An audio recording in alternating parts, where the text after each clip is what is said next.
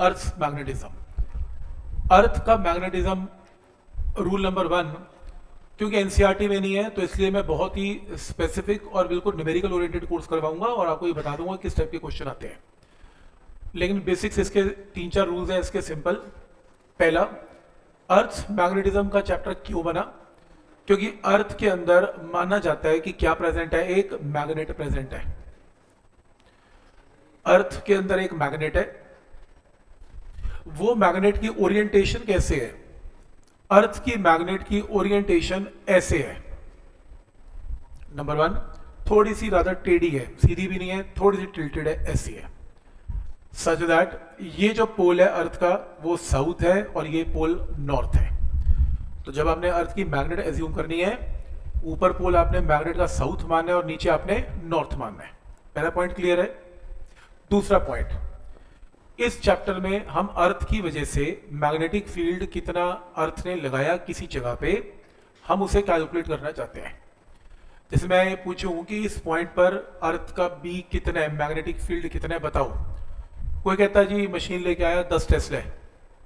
मैंने कहा ठीक है, मैग्नेटिक फील्ड अर्थ के ऊपर कितना है, 10 टेस्ला। स्टेटमेंट ही गलत है। मैं इस लोकेशन पे खड़ा हूं इंडिया में, तो यहाँ पे इस लोकेशन पे 10 टेस्ला है, और हो सकता है जब मैं अमेरिका जाऊंगा वहां पे खड़ा होकर मेजर करूंगा तो वहां पर वैल्यू चेंज हो सकती है। इक्वेटर के ऊपर कोई कंट्री में खड़ूंगा तो वहां पर वैल्यू चेंज हो जाएगी, पोल्स के ऊपर चेंज हो जाएगी, सिंपल है। तो हर जगह पर अर्थ का मैग्नेटिज्म, अर्थ की वजह से बी की वैल्यू सेम नहीं है। पहला पॉइंट तो ये। दूसरा पॉइंट, क्योंकि B is a vector quantity, तो अर्थ के मैग्नेटिज्म का जो मैग्नेटिक फील्ड आएगा उसका एंगल हर लोकेशन पे डिफरेंट बनेगा। कि B is a vector quantity, तो वेक्टर क्वांटिटी में दो चीजें आती हैं, एक स्केलर और एक वेक्टर। तो आपको डायरेक्शन भी डिफरेंट मिलेगी और आपको वैल्यूज भी हर लोकेशन पे डिफरेंट मिलेगी। और मुझे क्या बताना है, किसी लोकेशन पे अर्थ का मैग्नेटिज्म कितना है, अर्थ का मैग्नेटिक फील्ड कितना है, ये बताओ। तो किसी लोकेशन पे अर्थ का मैग्नेटिक फील्ड कितना है, उसके लिए पहले मुझे बतानी पड़ेगी लोकेशन क्या है, मैं खड़ा कहां पे हूं। जब तक मैं यही नहीं बताऊंगा मैं खड़ा कहां पे हूं, तो आप पी कैसे कैलकुलेट करेंगे?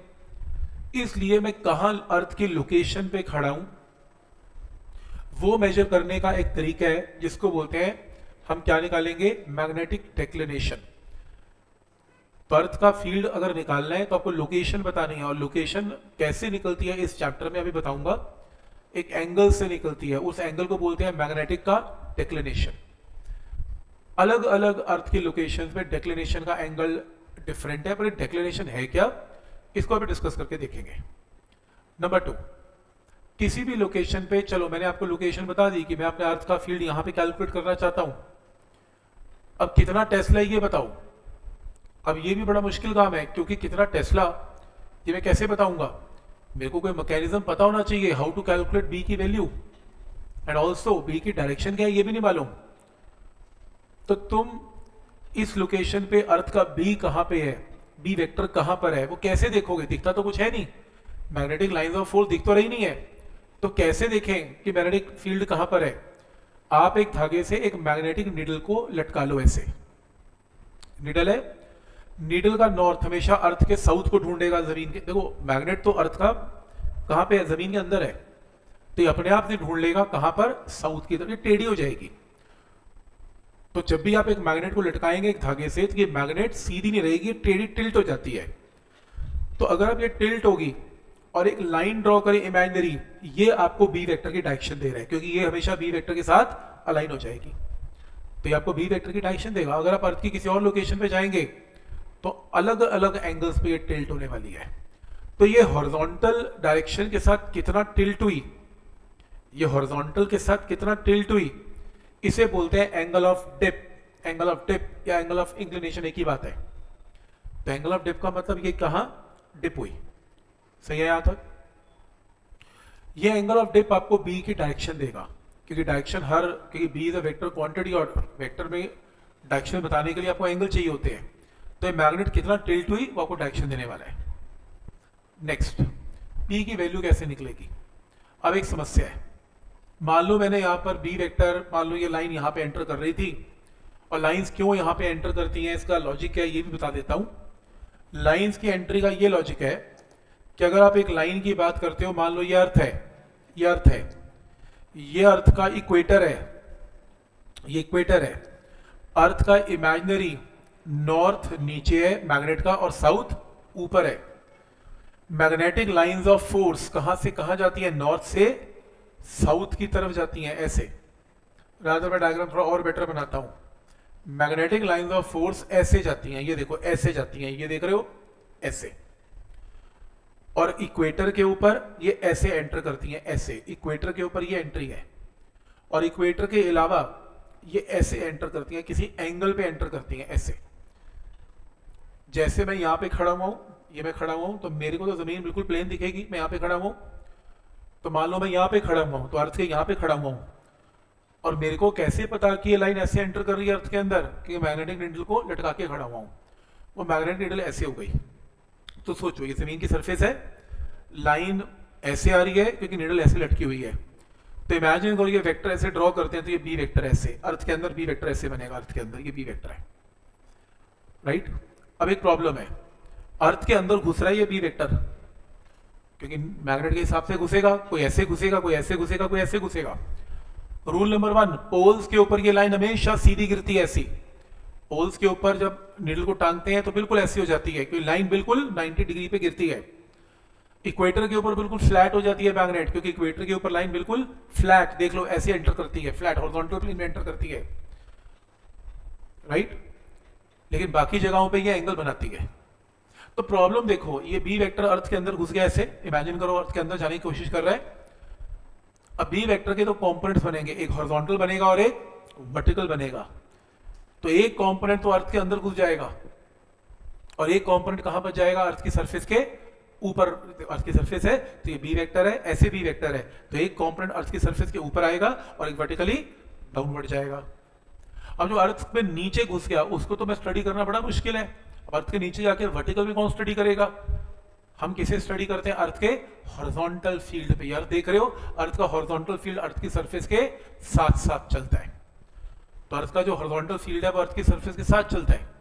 वर्टिकल फील्ड कहां पे जाता है? वर्टिकल फील्ड अंदर जाता है। अब पॉइंट ये है कि हॉरिजॉन्टल फील्ड्स निकालने इजी है। जो अर्थ का हॉरिजॉन्टल फील्ड है वो कैसे? अर्थ का हॉरिजॉन्टल फील्ड जो है वो ऐसे हॉरिजॉन्टल है, और वर्टिकल कैसे है? जमीन के अंदर है। तो हम अर्थ के हॉरिजॉन्टल फील्ड को कैलकुलेट करते हैं।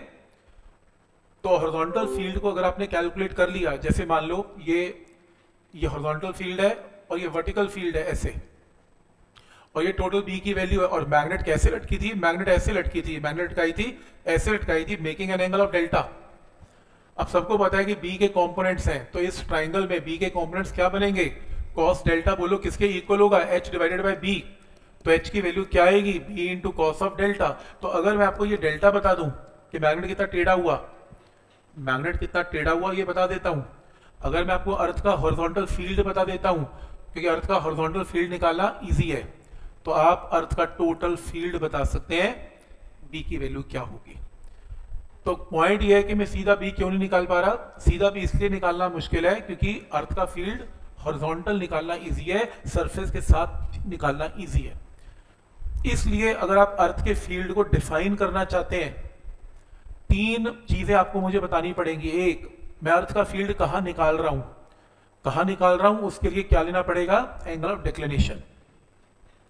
दूसरा, आप मुझे बताना पड़ेगा कि मैग्नेट कितने एंगल पर बेंड हुई, जिसको बोलते हैं एंगल ऑफ डेल्टा, जो बी की डायरेक्शन बताता है। तीसरा बताना पड़ेगा horizontal component of earth field, कि अगर आप मुझे एच दे रहे हो, अगर आप मुझे डेल्टा दे रहे हो, तो मैं वहां से बी की वैल्यू निकाल सकता हूं। अब प्रॉब्लम ये है कि इसको और डिटेल में डिस्कस करते हैं, लेकिन ये डेक्लिनेशन क्या चीज है इसको समझते हैं। डेक्लिनेशन के लिए इमेजिन करो आपके पास ये अर्थ है, अर्थ स्फीयर है। अर्थ का जो मैग्नेट है, या अर्थ का ज्योग्राफिक की बात करता हूं, ज्योग्राफी कैसी है? North and south.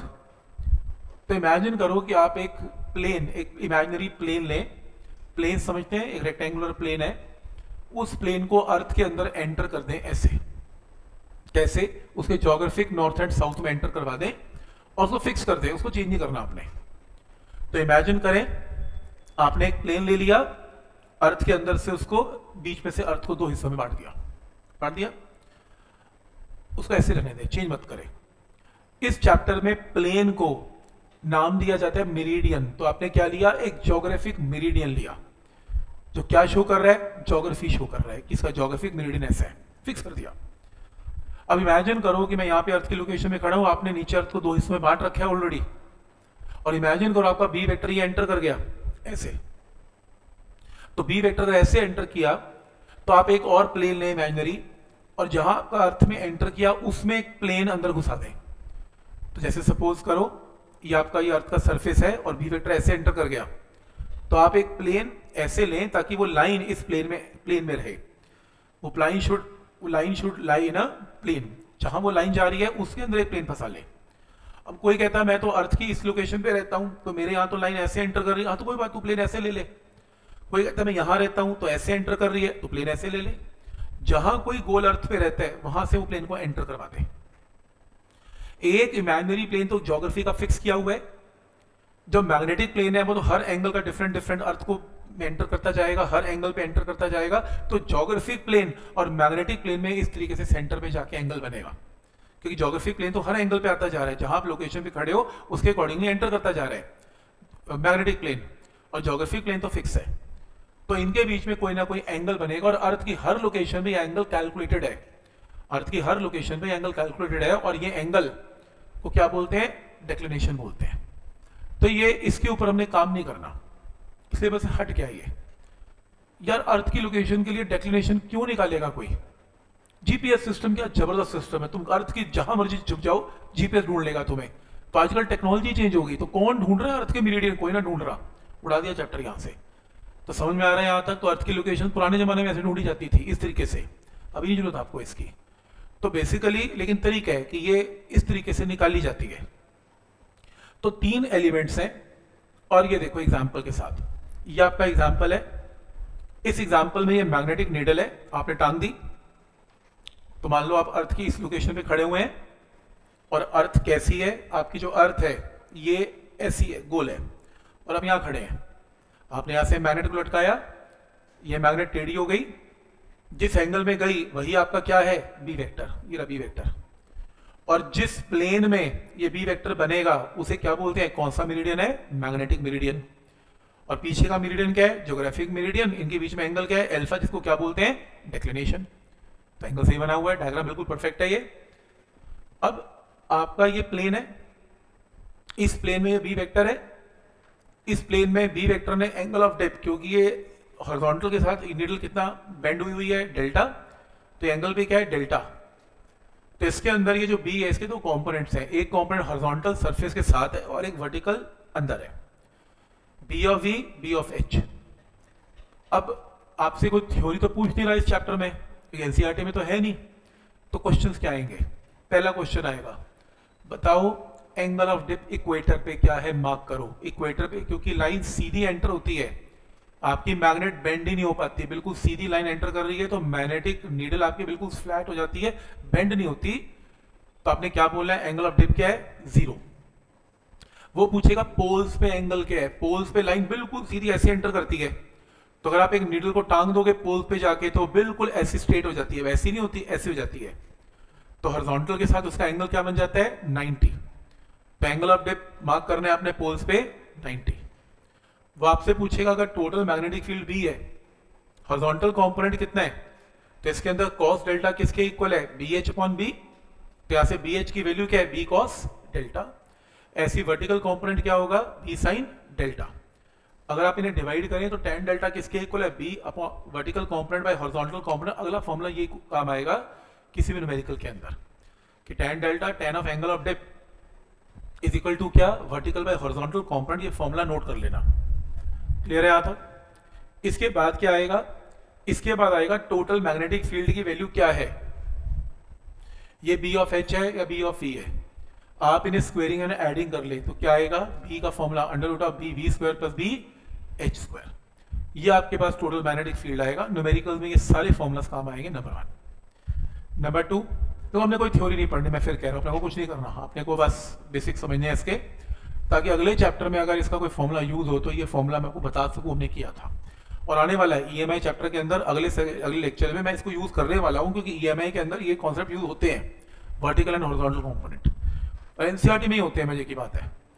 तो ये पॉइंट क्लियर है, कुछ नहीं करना। नेक्स्ट टॉपिक, इमेजिन करो ये आपके पास एक प्लेन है, ये मैग्नेटिक मेरिडियन है, आपकी नीडल ये रही, आपकी नीडल ने एंगल क्या बनाया, डेल्टा, हॉरिजॉन्टल के साथ डेल्टा, एंगल ऑफ डिप क्या है, delta. Angle of dip delta हमेशा किसके साथ बनता है, हॉरिजॉन्टल के साथ बनता है, वर्टिकल के साथ नहीं बनता। तो आपकी नीडल हॉरिजॉन्टल के साथ कितना बेंड हुई, डेल्टा, और मैग्नेटिक फील्ड कितना था, बी। इसके दो कंपोनेंट थे, vertical and horizontal. B of H की जगह एच कर लिया, बी ऑफ वी की जगह वी कर लिया, एक ही बात है। एक स्टूडेंट आया, वो कहता कि देखो सर मैं आपको एक और प्लेन देता हूं। मैंने कहा इसका नाम क्या है, कहता कुछ भी रखो इसका नाम, इमेजिनरी प्लेन है। मैंने कहा फिर फायदा, मेरी जो नीडल है वो तो इस मैग्नेटिक मेरिडियन के साथ टिकी हुई है, बी वेक्टर एंगल बनाया हुआ है, मेरे को क्या प्रॉब्लम, सारी वैल्यूज मेजर्ड है, मेरे को एच पता है, मेरे को वी पता है, मेरे को डेल्टा पता है और मेरे को बी भी पता है, बात खत्म। वो कहता नहीं, एक और प्लेन लो।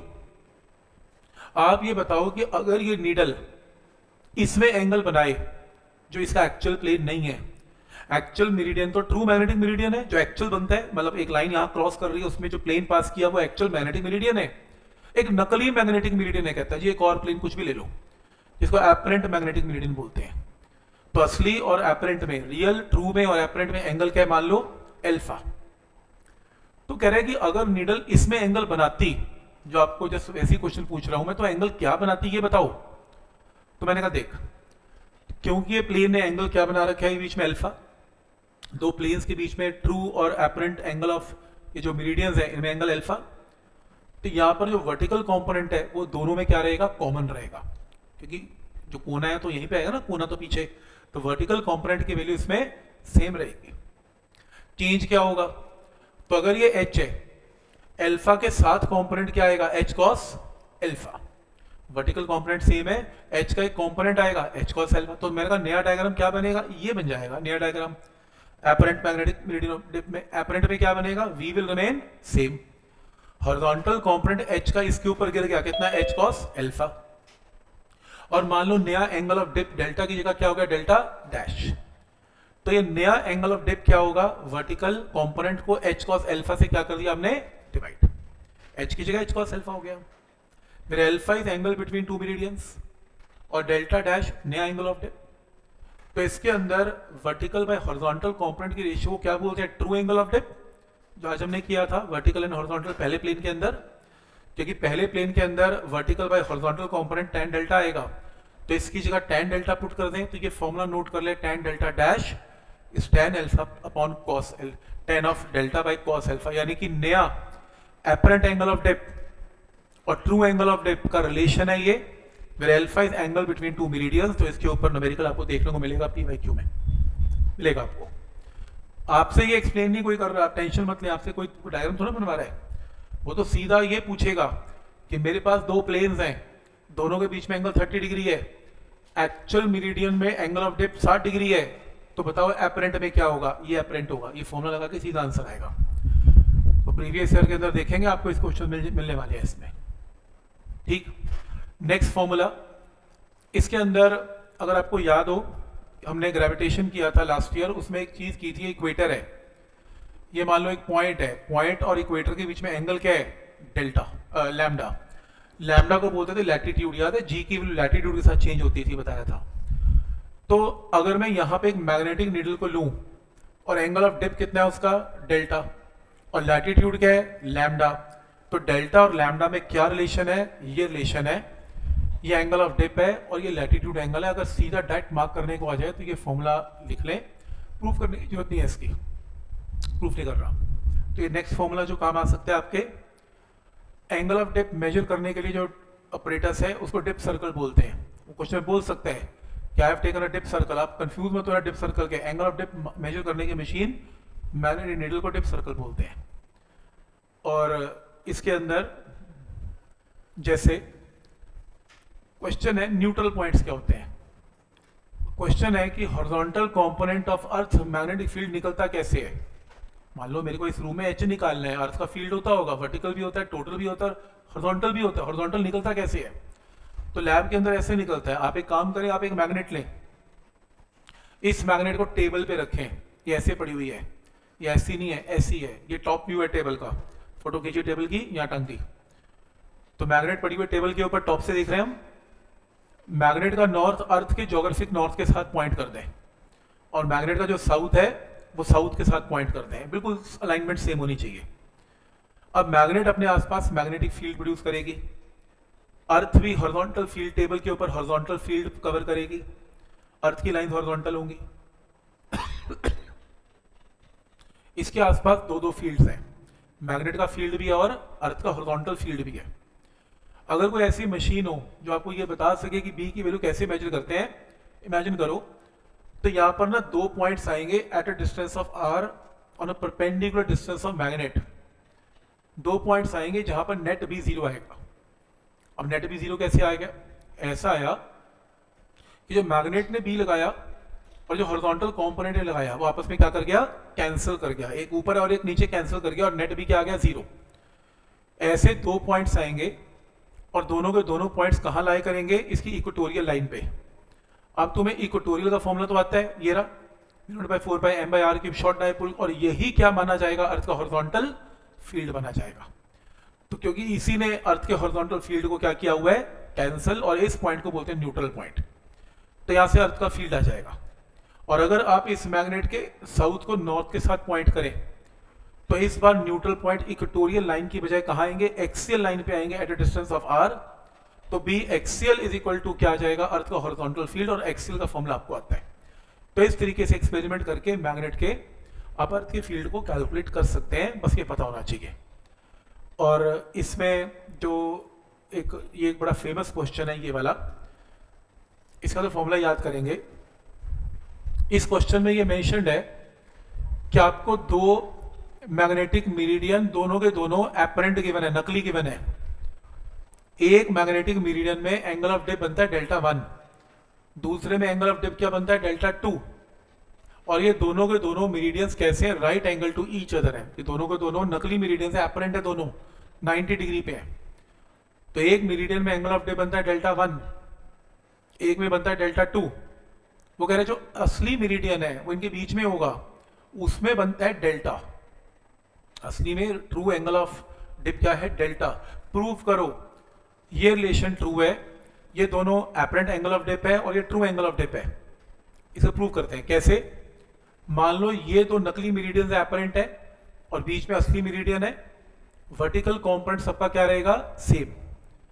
तो इसके अंदर, असली के अंदर हॉरिजॉन्टल कंपोनेंट BH है, और मान लो इसके बीच में, इसमें और इस प्लेन में एंगल अगर थीटा है तो 90 माइनस थीटा है, क्योंकि दो मेरिडियंस के बीच में एंगल क्या आना चाहिए? 90, क्योंकि वो कह रहे हैं दो मेरिडियंस 90 डिग्री पे हैं। तो हॉरिजॉन्टल कंपोनेंट का इसके ऊपर कंपोनेंट क्या आएगा? BH का, BH cos थीटा, और इसके ऊपर क्या आएगा? BH cos of 90 minus theta. तो अगर मैं ये प्लेन लूं पहले वाला tan Δ1, वर्टिकल कंपोनेंट को किससे डिवाइड करूंगा? BH cos थीटा से, क्योंकि हॉरिजॉन्टल कंपोनेंट BH थोड़ी ना है, एपरेंट के अंदर तो BH cos थीटा है। तो यहां से क्रॉस मल्टीप्लाई करके रेसिप्रोकल लेके cot थीटा बन आ गया। सिमिलरली अगर मैं सेकंड मेरिडियन लूं tan Δ2, क्या बनेगा? Vertical component by horizontal, horizontal component का BH into cos of 90 minus theta. cos of 90 minus theta क्या होता है? sin theta. यहां से रेसिप्रोकल लो, cot थीटा 2 आ गया, cot थीटा 1 आ गया, cot थीटा 2 हो गया। स्क्वायरिंग एंड एडिंग कर दो, स्क्वायरिंग एंड एडिंग कर दिया। स्क्वायरिंग एडिंग करके कॉमन निकल के cos स्क्वायर sin स्क्वायर की वैल्यू 1 आ गई। और हॉरिजॉन्टल और वर्टिकल कंपोनेंट के रेशियो को ट्रू एंगल ऑफ डिप बोलते हैं, tan ऑफ, ये हॉरिजॉन्टल एंड वर्टिकल है, वर्टिकल बाय हॉरिजॉन्टल को tan बोलते हैं, तो हॉरिजॉन्टल बाय वर्टिकल को cot बोलेंगे। ये फॉर्मूला आपसे ये प्रूफ ना कोई पूछेगा, फॉर्मूला मार्क कर लो।